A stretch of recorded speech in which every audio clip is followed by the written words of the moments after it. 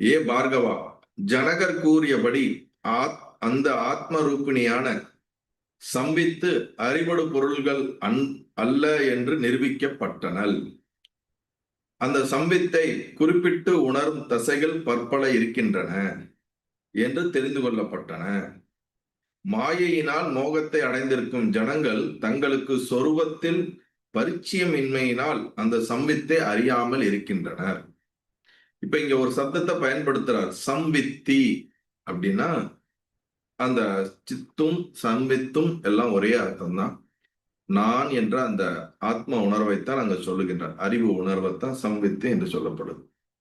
அப்ப அந்த ஆத்ம உணர்வானது, இந்த கான்சியஸ்னஸ் ஆனது அறிபடு பொருள்கள் அல்ல என்று நாம் ஏற்கனவே நிரூபித்திருக்கிறோம் அப்படிங்கிறார். அறிபடு பொருள்கள் அப்படின்னா என்னன்னா, இப்ப உங்களுக்கு நான் அறிபடு பொருள். உங்களால் உங்களுடைய கண் மூலியமாக உங்க முன்னாடி இருக்கக்கூடிய சாதனத்தின் மூலியமாக என்னை அறிகிறீர்கள். உங்களுக்கு முன்னாடி இருக்கக்கூடிய போனோ, லேப்டாப்போ, டிவியோ எதுவா இருந்தாலும் உங்களுக்கு அது அறிபடு பொருள். அந்த பொருளை நீங்கள் அறிகின்றீர்கள். அப்ப நீங்கள் அறிபவன், அது அறிபடு பொருள். புரியுதுங்களா? அதுபோல இந்த ஆத்ம உணர்வானது என்னிலிருந்து வேறாக இருக்கிறது. அதை நான் அறிபடு பொருளாக உணர முடியுமா அப்படின்ற கேள்வி வரும்போது அப்படி கிடையாது என்பதுதான் இதற்கு முன்னாடி இருக்கக்கூடிய அத்தியாயங்கள்ல தீர்க்கமாக சொல்லப்பட்டது. அதுல இருந்துதான் நம்ம தொடர்ச்சி அடைகின்றோம். அதாவது இப்ப நீங்க இருக்கிறீங்க, உங்கள்ல இருந்து நான் வெளியில இருக்கிறேன். உங்க முன்னாடி இருக்கக்கூடிய டிவைஸ் உங்கள்ல இருந்து வேறானதாக இருக்கிறது.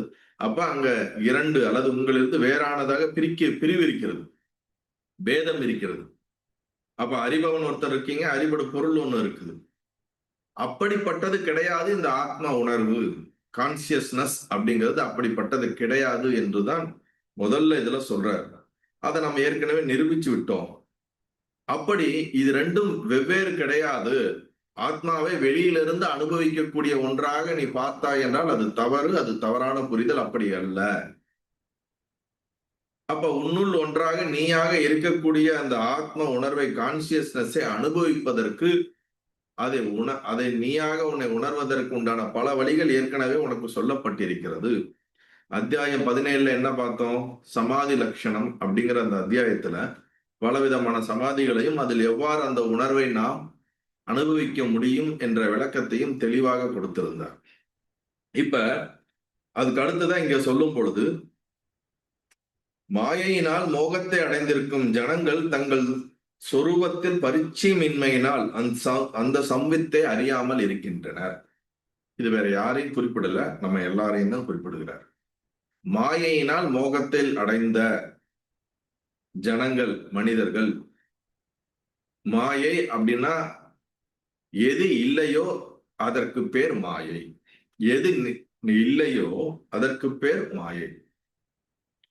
இல்லாதது ஒன்று இருப்பதாக தோன்றுவது, தோற்றுவித்தல், அந்த தன்மைக்கு தான் மாயை என்று அர்த்தம்.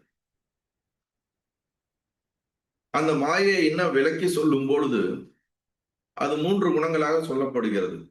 சத்துவம், ரஜஸ், தமஸ் என்ற 3 குணங்களாக பிரித்து சொல்லப்படுகிறது.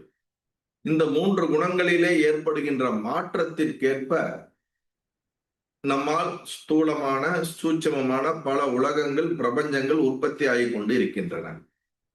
சூட்சம உலகங்கள் உற்பத்தி ஆகின்றன. நம்ம கேள்விப்பட்டிருக்கோம் புராணங்கள் எல்லாம், மேலே 7 உலகங்கள், கீழே 7 உலகங்கள் இருப்பதாகவும், பல வகையான பல லட்சக்கணக்கான பால்வெளி மண்டலங்கள் இருப்பதாகவும், பல லட்சக்கணக்கான பூமி இதே போன்று இருப்பதாகவும், இதே போல கேலக்சி பல விதமாக இருப்பதாக நாம் நிறைய இன்னைக்கு சயின்ஸும் சொல்லுது, நம்ம கேட்டுக்கொண்டு இருக்கின்றோம்.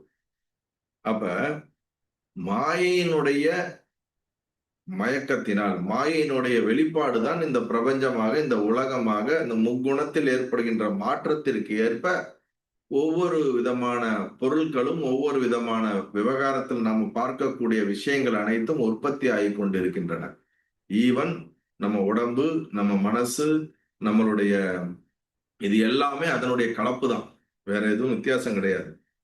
அப்படி உருவாக்கப்பட்ட இந்த உலகமான இந்த மாயையில ஜனங்கள் மோகத்தை அடைகின்றார்கள். அதை நிஜம் என்றும் அது என்னதென்று தெரியாததினாலேயே அதனோடு தன்னை ஒன்றுபடுத்திக் கொண்டு, அதனோடு தன்னை சுகம் துக்கம் என்ற இந்த சுழற்சிக்குள்ள மாட்டிக்கொண்டு ஜனங்கள் வாழ்ந்து கொண்டிருக்கிறார்கள்.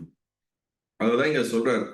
மாயையினால் மோகத்தை அடைந்திருக்கும் ஜனங்கள் தங்களுக்கு சொரூபத்தில் பரிச்சயமின்மை. சொரூபம்னா என்னது? ஐ ஆம் கான்சியஸ்னஸ், ஐ ஆம் தட், ஐ ஆம் அ பியூர் கான்சியஸ்னஸ் அப்படிங்கிற எக்ஸ்பீரியன்ஸ் இல்ல.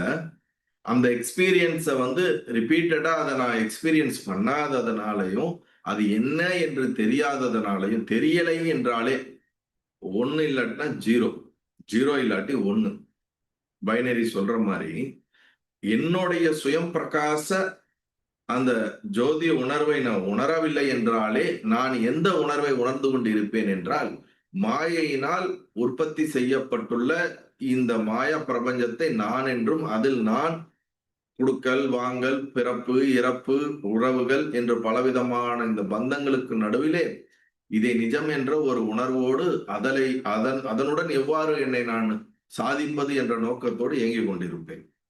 சோ அப்ப என்னுடைய சுய உணர்வு எனக்கு தெரியவில்லை. அதனாலதான் நான் இந்த பிரபஞ்சத்தில் மாட்டிக்கொண்டிருக்கிறேன். இதுதான் பேஸ். நல்லது.